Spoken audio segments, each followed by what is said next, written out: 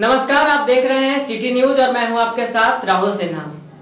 देवरी की एक बंद खदान से मिला नाबालिग लड़की का शव। इलाके में मची सनसनी, परिजनों का रो रो कर हुआ बुरा हाल। जांच पड़ताल में जुटी पुलिस। चुनावी तैयारियों को लेकर उपायुक्त कार्यालय में हुई एक बैठक। सभी राजनीतिक दलों के अध्यक्ष भी शामिल। उपायुक्त ने दी आवश्यक जानकारियां। सुरक्षा के मद्देनजर पुलिस की गश्ती हुई तेज। मवेशी लदे पकड़ाए गए 5 वैन।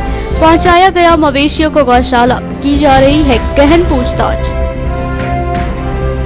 और अपने ऊपर लगे इल्जाम को सुरेंद्र बर्मन ने बताया निराधार। कहा उन्हें बदनाम करने की जा रही है साजिश। राजाराम सर्राफ पर लगाया करोड़ों रुपए के ठगी का आरोप।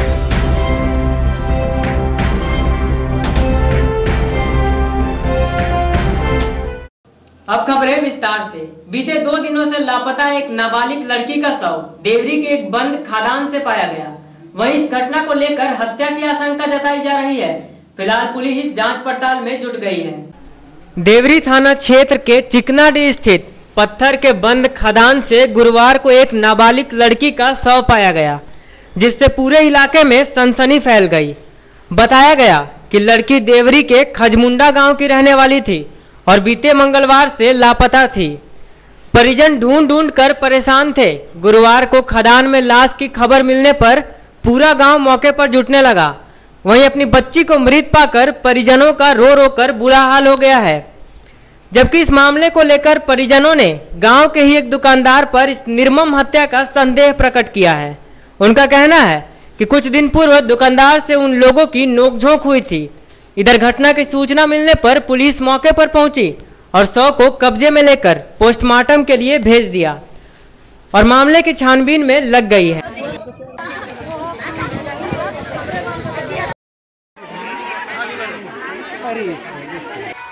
सब पाया गया है। हरमाइंस पे किसी तरह का सुरक्षा मानक नहीं रखा। इसके लिए संबंधित विभाग को कहा जाएगा, जो विभाग का कदम था उनको सूचित किया जाएगा।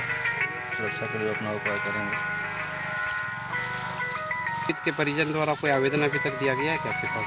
क्या लग रहा है, हत्या है या आत्महत्या है या किस तरह का? तो प्रक्रिया में है, जांच में जो चीज़ सामने आएगी, हत्या आत्महत्या, उस पर हम लोग कार्रवाई करेंगे। चुनावी तैयारियों को लेकर उपायुक्त कार्यालय में गुरुवार को एक आवश्यक बैठक की गई। मौके पर अनुमंडल पदाधिकारियों समेत कई राजनेता मौजूद थे।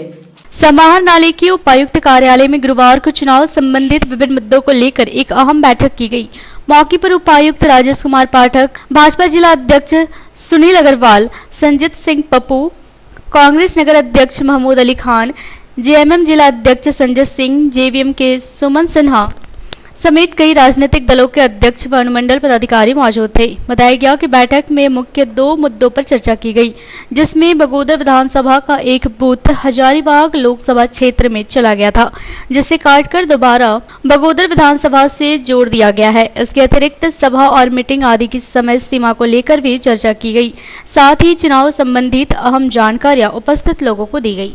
महोदय ने जो सभी पॉलिटिकल पार्टी के लोगों की बैठक की, जिसमें एक टेक्निकल प्रॉब्लम था, जो कोडरमा संसदीय क्षेत्र में जो बोदरा एक जगह है वो हजारीबाग जिला अंतर्गत पड़ता है, लेकिन उसमें मतदाता जो जितने भी थे वो कोडरमा के थे।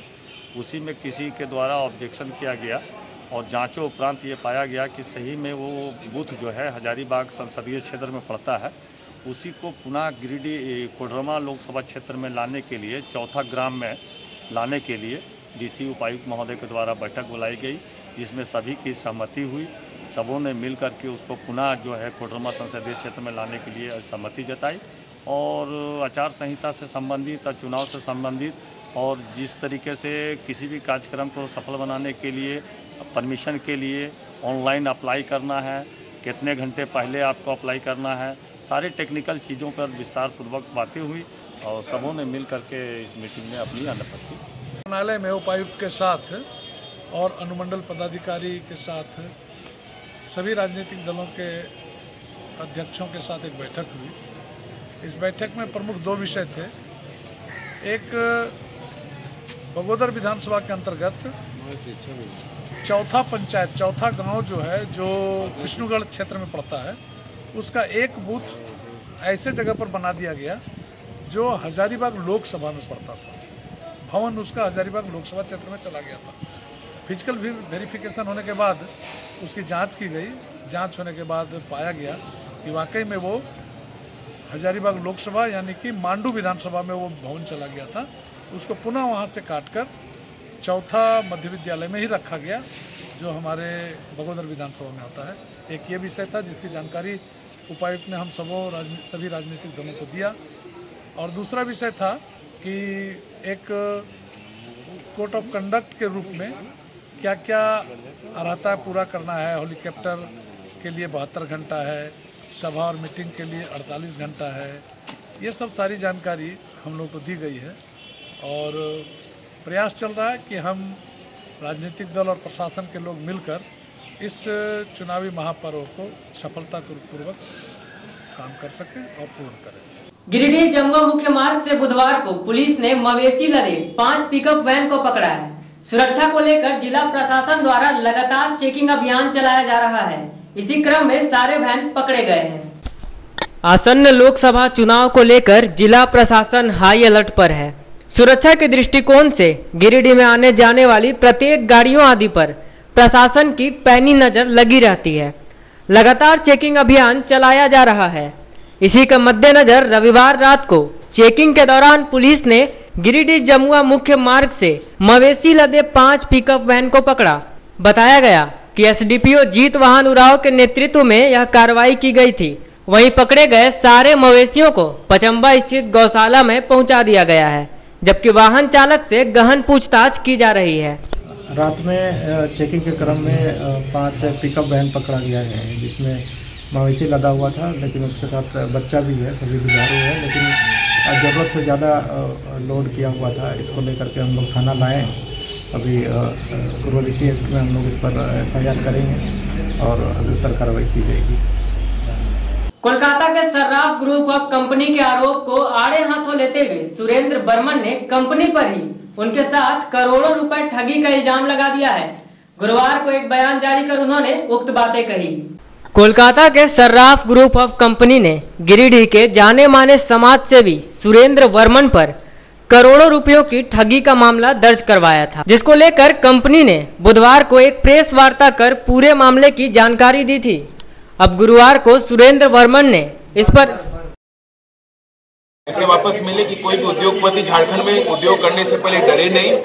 जो मिलेगी हम वापस चाहते हैं, इससे दिन दुगनी रात चौगनी हम वापस व्यापार करें। झारखंड में 40 साल से यहाँ पे उद्योग कर रहे हैं और आज वापस मौका मिले, ये पैसे आए कि वापस उद्योग करें। कहीं ऐसा ना हो कि निराश होकर झारखंड से उद्योग बंद करना पड़े। सुरेंद्र बर्मन पूरा दस्तावेज आपको दिया हुआ है। 10 करोड़ रुपया उन्होंने एक्सेप्ट किया है हाई कोर्ट के सामने। उन्होंने अपनी इंडेमनिटी फाइल करी है हाई कोर्ट में, फिर उन्होंने लास्ट मोमेंट में अपने स्टेटमेंट से वो मुकर रहे हैं। उनकी बेल अपील रिजेक्ट हुई है। तो जिस तरह से आदेश आई है हाई कोर्ट के आदेश के हिसाब से हम मूव कर रहे हैं, हम लोग वेट कर रहे हैं। अब गुरुवार को सुरेंद्र बर्मन ने इस पर अपनी प्रतिक्रिया दी है। एक बयान जारी कर उन्होंने बताया कि कोलकाता के राजाराम सर्राफ और निकेत सर्राफ ने उन पर झूठा मुकदमा किया है, क्योंकि उन लोगों ने उनकी ही जमीन को मॉर्गेज पर रखकर करोड़ों रुपयों का लोन ले लिया है। जब उन्होंने अपने जमीन वापस मांगी तो उन पर ठगी का उल्टा मुकदमा ठोक दिया गया। कलकत्ता के Indian overseas bank wooden street में मॉर्गेज रख दिया है और 29 करोड़ लोन उठा लिया है। वही ज़मीन को जब हम मांग रहे थे तो उल्टा हम पर केस कर दिया है और कोई भी पैसा देने का सबूत नहीं दिखा रहा है। और हमने उसको लगभग 6 से 7 करोड़ रुपया दिया है अपना अकाउंट से उसके विभिन्न अकाउंटों में, और झूठा कह रहा है मीडिया में या प्रशासन को कि कंपनी के नाम से विभिन्न बैंकों में मैं खाता खुला लिया हूं। मैं एक भी खाता नहीं खुलाया है कंपनी के नाम से, और अगला को ये सोचना चाहिए कि कंपनी का खाता हमसे नहीं खुलेगा। मेमोरेंडम ऑफ आर्टिकल उसमें चाहिए और बहुत सारा रूल रेगुलेशन चाहिए तब खुलेगा, और इस तरह से झूठा बदनाम कर रहा है। हम भी उस पर केस किए हैं। हमको एक चेक दिया था 9,96,74,000 का, जो चेक बाउंस हो गया, और चेक बाउंस होने के बाद हमने कोर्ट में मुकदमा किया है। उस मुकदमे में अगला आके ज़मानत लिया है और ज़मानत के बाद से वो फरार है। और दूसरे को फरार कहता है। ये जो कलकत्ता का व्यापारी कहता है, अपने आप को NRI कहता है, ये बहुत बड़ा ठग है। और कलकत्ता में 30-40 केस चेक बाउंस का इसके पास है और फोर्जरी का केस है। इसलिए मैं प्रशासन से मांग करता हूँ और आम लोगों से कहता हूँ कि इसका बात को ना माने। बहरहाल जो भी हो, यह तो जांच का विषय है। अब आगे देखना यह है कि कौन कितना सच्चा और कौन कितना झूठा है। कानून सबके लिए बराबर है और इस मामले की गहन जांच पड़ताल की जा रही है। सत्य सामने आने पर उचित कानूनी कार्रवाई दोषियों के विरुद्ध की जाएगी। एक युवती और उसकी मां के साथ घर में घुसकर मारपीट करने का एक मामला प्रकाश में आया है। युवती का इल्जाम है कि कुछ स्थानीय लड़कों ने उन लोगों के साथ मारपीट की है और वे पूर्व में भी उसे छेड़ा करते थे। पचम्बा दुर्गा मंडा रोड की रहने वाली एक युवती, उसकी मां और छोटे भाई के साथ कुछ स्थानीय लोगों ने घर में घुसकर मारपीट की है, जिससे सभी घायल हो गए। बताया गया कि मोहल्ले के ही संतोष, नईम चिश्ती, सबलू चिश्ती, शेरू चिश्ती आदि ने घर में घुसकर उन लोगों के साथ मारपीट की है। साथ ही युवती ने उन लोगों पर इल्जाम लगाते हुए कहा कि कॉलेज जाने के दौरान वे लोग अक्सर उसे छेड़ा करते थे, जिसका युवती ने कई बार विरोध किया। बावजूद वे नहीं माने और अपनी हरकतों से बाज नहीं आए। फिलहाल गिरिडीह सदर अस्पताल में घायलों का इलाज चल रहा है। बीच में जो है सबलू, मोहम्मद सबलू वो बैग से जा रहा था, तो लौट कर बोलने लगा कि आप हमको गाली दे रहे हैं। काहे के लिए आपको गाली देना, आपसे झगड़ा हुआ है। और ज़बरदस्ती जो है वो आकर के घर में घुस करके मारपीट करने लगा। मेरा लड़की के साथ जो है उसका छोटा भाई आया, रोज रड लेकर आया, वो भी मारपीट किया। दुपट्टा खींच के बाहर निकाला। जब हम उसको बचाने के लिए गए तो हमको भी नाली में डाल दिया, मारने लगा। वहाँ से फिर रोड में लाया, खींच करके दोनों माँ बेटी को मार के बेहोश कर दिया। कैमरा भी मौजूद है सर, आप देख सकते हैं। थाना में ऊपर हमेशा ऐसे ही रास्ता में कॉलेज वाले जाते तब भी वैसे ही छिड़खानी करते हैं। तो नईम चिश्ती, गोल्डन चिश्ती, शेरू चिश्ती, सबलू चिश्ती, काली मंडा बत्तख पचम्बा। कुछ नहीं हुआ, बस वैसे ही बाबू खेल रहा था। अम्मी उसको आवाज़ दे के बुलाई तो वो जा रहा था, वहाँ से क्रॉस कर रहा था, रोक करके बोला कि आप हमको गाली दी। अम्मी बोली नहीं, हम आपको नहीं दिए। बस इतने में आकर के मारपीट करने लगा, मेरे साथ छिड़खानी करने लगा। घर में हम अंदर चले गए, मेरे दुपट्टा वपट्टा खींच के पूरा छिड़खानी करने लगा।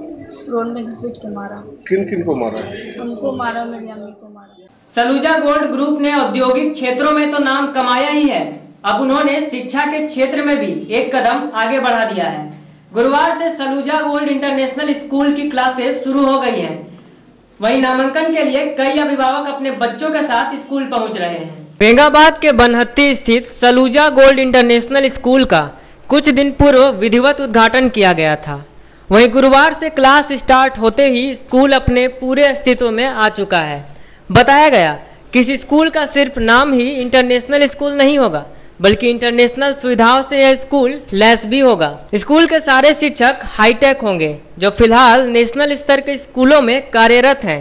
कहा कि बच्चों को अच्छी शिक्षा देना, अच्छे मार्ग पर चलने की सीख प्रदान करना ही सलूजा गोल्ड ग्रुप का मकसद है। वहीं मौके पर पहुंचे अभिभावकों ने भी स्कूल की काफी प्रशंसा की और कहा कि यह स्कूल सही मायनों में इंटरनेशनल स्तर का लगता है। अगर यहाँ अच्छी शिक्षा प्रदान की गई तो यह स्कूल जिले में नंबर 1 साबित होगा।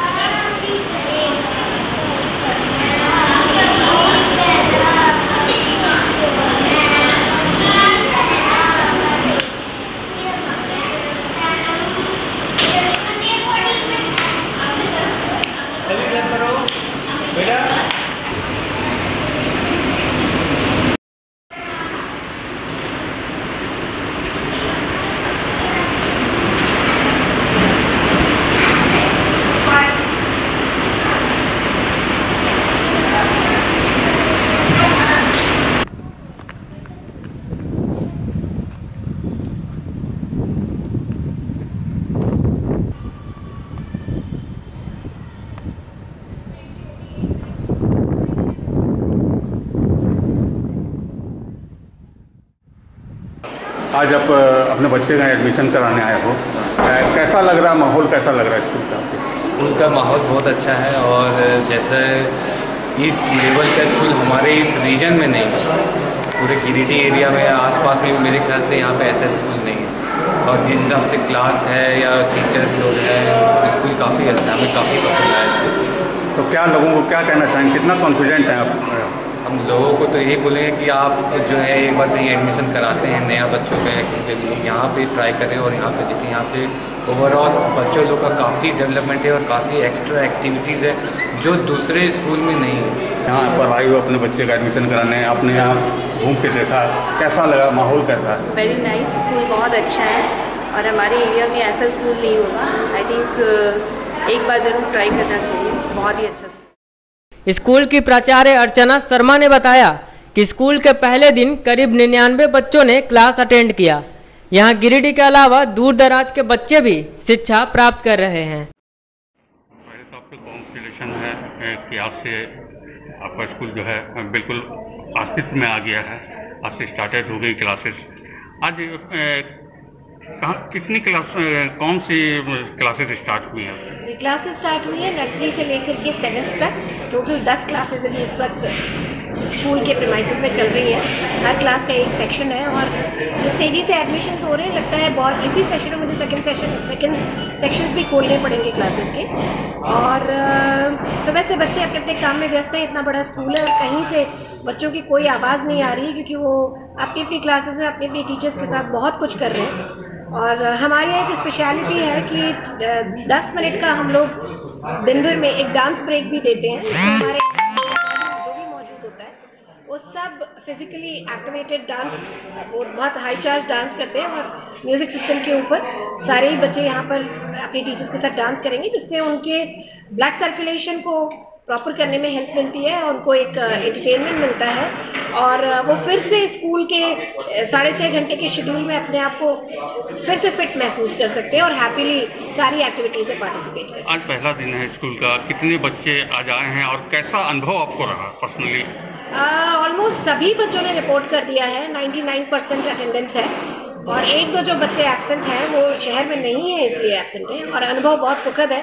हम सबके लिए गर्व की बात है कि हम एक बहुत खूबसूरत स्कूल के अंदर हैं और ये स्कूल जाना जाएगा आने वाले समय में अपने बहुत प्यारे से बच्चों के लिए जो बहुत मेहनती होंगे, अपने बहुत डेडिकेटेड टीचर्स के लिए। और मैं मानती हूँ कि इस स्कूल में कुछ मैग्नेट है, कुछ मैजिक है जो आने वाले समय में आप सबके सामने आएगा। लोकसभा चुनाव को लेकर आत्सुक कार्यकर्ताओं ने जनसंपर्क अभियान तेज कर दिया है। बुधवार को पीरटांड के कई गांवों का दौरा किया गया। इस दौरान कई युवाओं ने पार्टी का दामन थामा। लोकसभा की तारीख जैसे जैसे नजदीक आ रही है, वैसे वैसे राजनीतिक सरगर्मी चल रही है।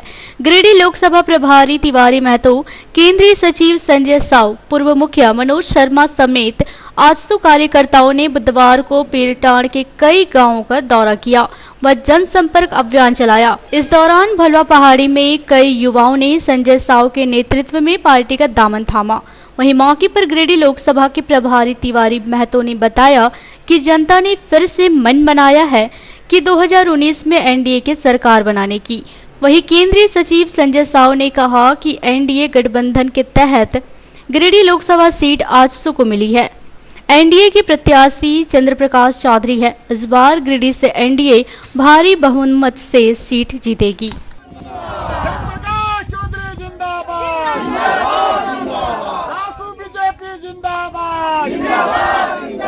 गिरिडीह का सांसद कैसा है? गिरिडीह सांसद कैसा है? आज गिरिडीह लोकसभा क्षेत्र में हम लोग एनडीए के तहत जो हम लोग को सीट मिला आजसू को गिरिडीह लोकसभा लड़ने के लिए, उसी के क्रम में हम लोग आज पीरटांड ब्लॉक में जनसंपर्क चला रहे हैं, जिसके तहत आज हम लोग भलुआ पहरी एक गांव में आए जिसमें मोदी जी के और हमारे आजसू पार्टी की ओर से जो थी दोनों का जनता के बीच रखे पक्ष, उसमें कुछ लोग हमारे पार्टी में आज ज्वाइन भी किए यहाँ पे और उनका हम स्वागत भी करते हैं। और ये क्रम अभी और आगे बढ़ेगा, अभी हरलाडी जाएंगे, कनगोडी जाएंगे, ये सब अभी जाने का क्रम है, फिर टूंडी तरफ उधर भी जाएंगे और बढ़िया संपर्क चल रहा है और हम लोग निश्चित हैं कि चुनाव जीतेंगे और भारी मतों से जीतेंगे। और केंद्र में मोदी की सरकार बनेगी, इसमें कोई दो राय नहीं है। आधुनिकता के इस दौर में जहां लोग ठंडे पानी के लिए रेफ्रिजरेटर का इस्तेमाल करते हैं, वहीं आज भी कुछ लोग ऐसे हैं जो मिट्टी के बने घड़ों और सुराहियों का इस्तेमाल करना ज्यादा पसंद करते हैं। यही वजह है कि आज भी घड़ों और सुराहियों का अस्तित्व बचा हुआ है। गर्मियों का मौसम चल रहा है। इस मौसम में लोग अपने आउटफिट से लेकर खान पान तक में बदलाव करते हैं, क्योंकि इस मौसम में केयर करना बेहद जरूरी हो जाता है। गर्मी के मौसम में हर किसी को ठंडा पानी पीने का मन करता है। ऐसे में हर घर में फ्रिज जरूर उपलब्ध होता है। इसके चलते लोगों ने मटके का पानी पीना बंद कर दिया है, जबकि गिरिडीह के लोग गर्मियों के मौसम में घड़ा और सुराही का नियमित इस्तेमाल कर रहे हैं। आधुनिकता के इस दौर में घड़ा और सुराही आज भी अपना अस्तित्व गिरिडीह में बचाए हुए है। लोगों का मानना है कि अगर आप फ्रिज के ठंडे पानी का उपयोग पीने में कर रहे हैं तो आप थोड़ा सावधान हो जाए, क्योंकि अत्यधिक मात्रा में फ्रिज का पानी पीना आपको बीमार कर सकता है। वहीं गर्मी में मटके का पानी जितना ठंडा और सुकूनदायक लगता है, स्वास्थ्य के लिए उतना ही फायदेमंद भी होता है। प्लास्टिक की बोतलों में पानी स्टोर करने के बजाय घड़ा में पानी स्टोर करना ज़्यादा लाभकारी माना जाता है। मिट्टी के गुणों को बखूबी जानते हुए इसका नियमित इस्तेमाल करना लोगों के लिए निश्चित ही काफी लाभकारी साबित होगा। मान लीजिए रेफ्रिजरेटर का जमाना है, घर घर में फ्रिज हो गया, पानी ठंडा लोग वहाँ से पी रहा है, तो ऐसे में घड़ा और सुराही पहले जैसा बिकता है क्या? घड़ा और सुराही के जैसा फ्रिज वाला तो ठंडा नहीं ले सकता है, तो फ्रिज वाला अगर पानी पिएगा तो गला फंस जाएगा, खांसी हो जाएगा, सर्दी हो जाएगा। और घड़ा वाला पानी जो है से ये तो खराबी नहीं करता है, वो तो फ्रिज वाला पानी खराबी करता है। लोग आते हैं अभी खरीदने के लिए? एकदम सब कुछ खरीदने के लिए आता है। कैसा कब से आपकी दुकान यहाँ पर लगा रहे हैं आप? ये 80 साल हो गया दुकान का, पूर्वजों का देन है, पुरखों का दुकान है। 80 साल का ये पुराना दुकान है। अभी गर्मी का समय है, लोग सुराही घड़ा वगैरह में पानी ठंडा ऐसा बताया जाता है, नेचुरल पानी मिलता है, ऐसा कैसे बिक्री है? ऐसा इसका सेल हमारा दुकान का तो अच्छा है। किसी को हम टूटा हुआ सामान नहीं बेचते हैं, लीकेज सामान नहीं बेचते हैं। यह नेचुरल चीज़ है। जिसके पास फ्रिज रहता है वो भी घड़ा आके लेता है और सुराही लेता है। तो ये सीजनल है, 1 महीना का बिक्री रहता है, फिर ठप पड़ जाता है। सीजन के ऊपर में बिक्री है घड़ा और सुराही का। बस अंत में फिर से नजर डालते हैं आज के सुर्खियों पर। देवरी की एक बंद खदान से मिला नाबालिग लड़की का शव। इलाके में मची सनसनी, परिजनों का रो रो कर हुआ बुरा हाल। जांच पड़ताल में जुटी पुलिस। चुनावी तैयारियों को लेकर उपायुक्त कार्यालय में हुई एक बैठक, सभी राजनीतिक दलों के अध्यक्ष भी शामिल। उपायुक्त ने दी आवश्यक जानकारियां। सुरक्षा के मद्देनजर पुलिस की गश्ती हुई तेज। मवेशी लदे पकड़ाए गए 5 वैन, पहुंचाया गया मवेशियों को गौशाला, की जा रही है गहन पूछताछ। और अपने ऊपर लगे इल्जाम को सुरेंद्र बर्मन ने बताया निराधार, कहा उन्हें बदनाम करने की जा रही है साजिश। राजा राम सर्राफ पर लगाया करोड़ों रुपए के ठगी का आरोप।